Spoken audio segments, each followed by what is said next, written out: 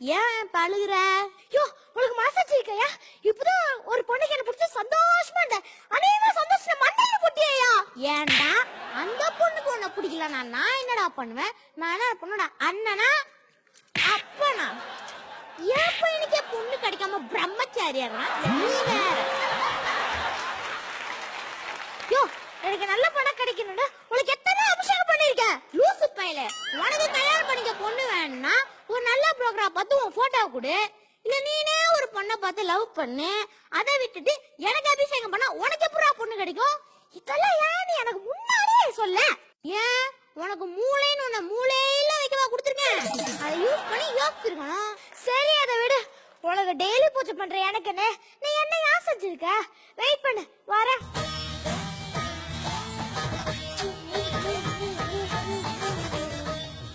இது என்னன்னு உனக்கு தெரியுதா? Hall ticket. நான் 10வது பரீட்சையில பாஸ் பண்ணணும்னு இந்த ஹால் டிக்கெட் முன்னாடி வச்சு பூஜை பண்ணேன். 100 குடம் தண்ணி எடுத்து ஊத்துனேன். அநேகமா ஃபெயில் ஆகிட்டேயா? உனக்கு மனசாட்சி இருக்கா? ஏண்டா நீ பாஸ் ஆகிறதுக்கு எதுக்குடா என் தலையில 100 குடம் தண்ணியை ஊத்துன? தண்ணி ஊத்த என்னத்துக்கு? படிச்சிருந்தா கூட ஒழுங்கா பாஸ் ஆயிருக்கலாம். லூசு பயல, உன்னால 2 நாள் தலதோஷம்.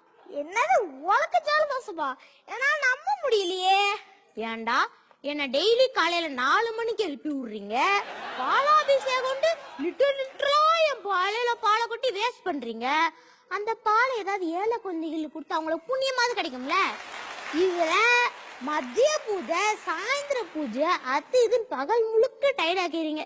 சரி ராத்திரியாச்சு அசந்து தூங்கலாம்.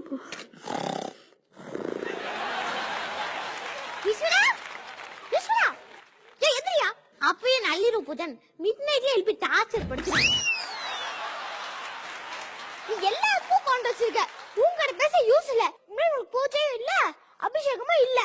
ஏண்டா நானாடா உங்களை பூஜை பண்ண சொன்னேன், அபிஷேகம் பண்ண சொன்னேன்? சரி இப்ப நீ எங்க போற?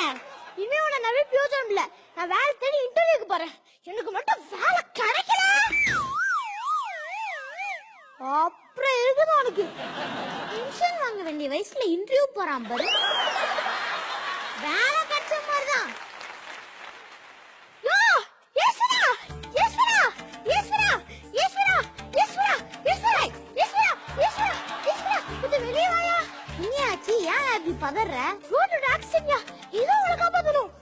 ஏண்டா நான் என்ன ஈஸ்வரன் MBBS போடாடா கட்டி வச்சிருக்கேன்?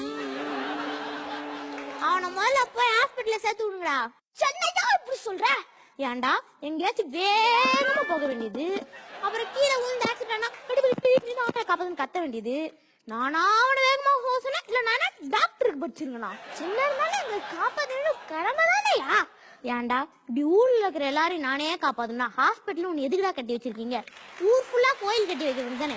இருக்கிற கோயிலே திருவிழாங்கிற பேர்ல ஸ்பீக்கர் கட்டி அலற விடுறீங்க. படிக்கிற பசங்க பெரியவங்க பத்தியெல்லாம் நினைச்சு பார்க்கவே மாட்டீங்களாடா? எனக்கே அடிக்கடி காது வலி வருது. அப்ப ஊருக்கு கோயில் கட்டி வச்சிருக்காங்க, அதெல்லாம் வேஸ்டா? டேய் பூசாரி, கோயிலுங்கிறது சொத்து கெட்டு சுகம் கெட்டு வர இடம் இல்லடா.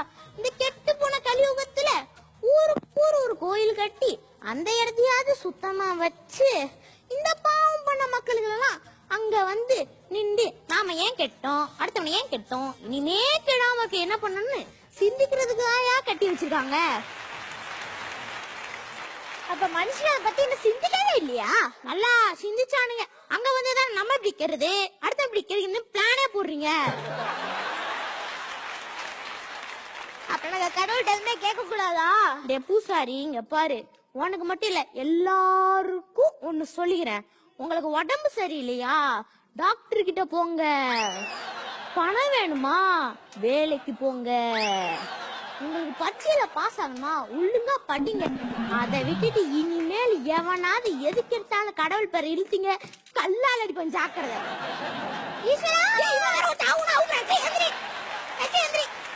இது வரைக்கும் மூடிங்க ஞானக்கான திறந்துட்டீங்க. நம்மளுக்கு முன்னாடி ஞான கட்டு இருந்துச்சுன்னு வச்சுக்கிட்டு இருந்தோம். ஒரே ஒரு செல்ஃபி எடுத்து தொலைது அதுக்கும் அவுத்துற போற. இனிமேலாவது நல்லா இரி.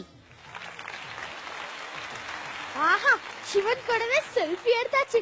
இத வச்சு நிறைய சம்பாதிச்ச வேண்டியதுதான்.